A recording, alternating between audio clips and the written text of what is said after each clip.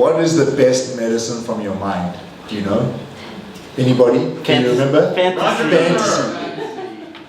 Not my maybe yours, right? Fantasy, right? It could be healthy fantasy, or it could be kinky fantasy.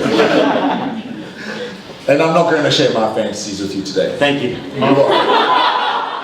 But Victoria, that's the one thing that you do so marvelously well. I don't know if it's because we know you, we have a history with you, but whenever you get on the stage, like everybody's like, what's Victoria going to say? Something kinky. Like it's going to be like about a naked guy, it's going to be about like hijacking motorcycles.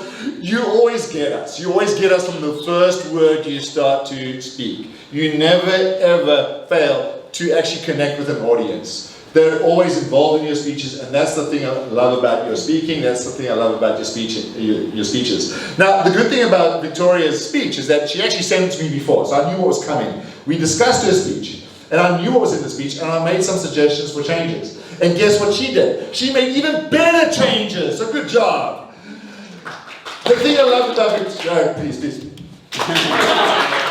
thing I loved about Victoria is I want her to challenge herself with dialogues, with expressing herself more on the stage. And I know that she's been a little bit uncomfortable doing that, but today she did it right in the beginning.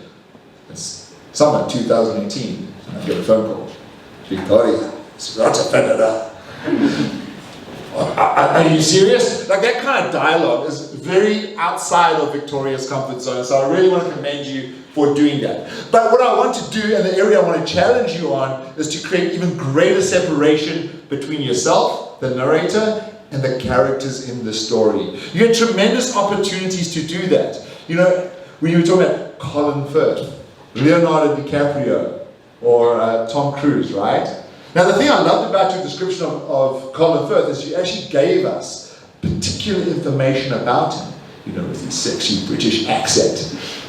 But you can't have Tom Cruise and Leonardo DiCaprio hanging. Like what was their particular thing that attracts you to them? Like we got it with Federer, like was the sweaty chest. And but you can't let that out with Leonardo DiCaprio and Tom Cruise. So if you're going to add particulars, add them for everybody. But once again, that separation between the narrator, because once you finish the initial dialogue, you kind of just hung around here, right? But then you come up here and say, if I'm on a boring date with a boring guy who's really, I don't want to say the word ugly.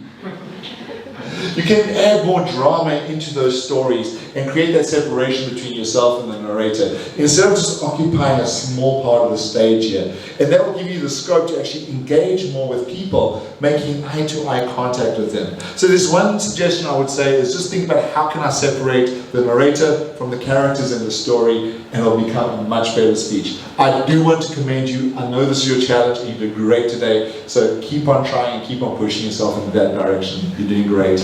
General Evaluator.